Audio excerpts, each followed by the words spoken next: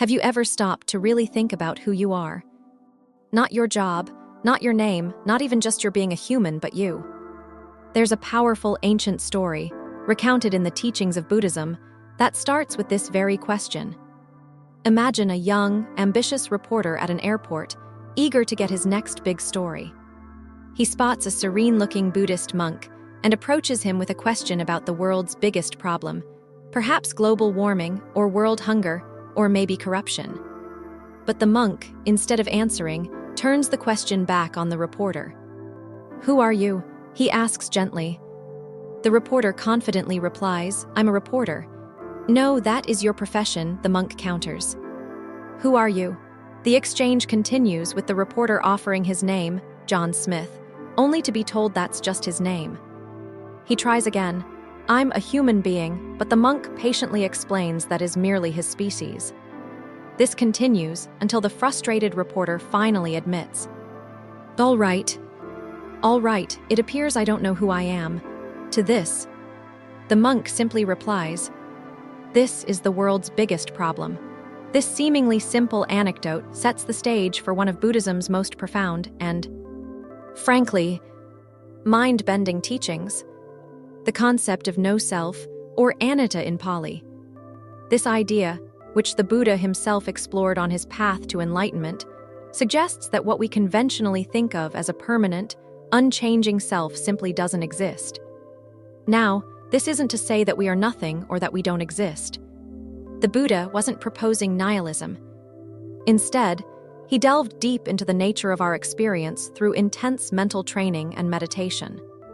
After years of observation, he discovered that what we perceive as ourself is actually a constantly shifting combination of 5 components or khandhas.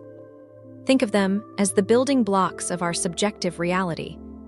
These 5 khandhas are form, which includes our physical body and senses; feeling, encompassing all sensations, pleasant, unpleasant, or neutral; cognition, which involves our thoughts, memories, and ideas; mental formations, including our desires, emotions, likes, and dislikes; and finally, consciousness, the very awareness of our experience. To illustrate this, imagine watching a video of Marilyn Monroe on an RGB screen. What you see is a vibrant, seemingly real person. You react to her beauty, her expressions. But if you look closer, you realize the image is simply a clever arrangement of red, green, and blue pixels.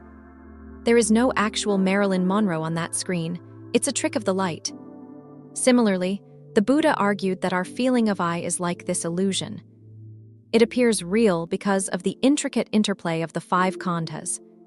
But if we examine closely, we won't find a separate, enduring self within or beyond these aggregates.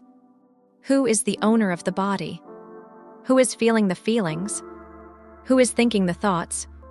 Our intuitive answer is me. But the Buddha suggests this, me, is the very misconception that leads to suffering or dukkha. We grasp at these fleeting aggregates, identifying with our body, our feelings, our thoughts, as if they were permanent and truly our own. But they are constantly changing. When things we identify with inevitably change or are lost, we experience pain. The Buddha's profound insight was that this grasping at a false sense of self is the root cause of our unhappiness. Understanding anatta isn't just an intellectual exercise. It's about deeply realizing that this feeling of a separate, permanent self is an illusion. When this illusion dissolves, so too does the grasping and attachment that cause suffering. This liberation, this state where everything is utterly okay, is what Buddhism calls Nirva Macron letter 1E47.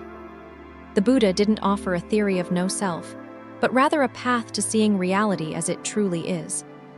By diligently examining our experience and understanding the impermanent nature of the 5 khandhas, we can begin to unravel the illusion of self and ultimately find freedom from suffering.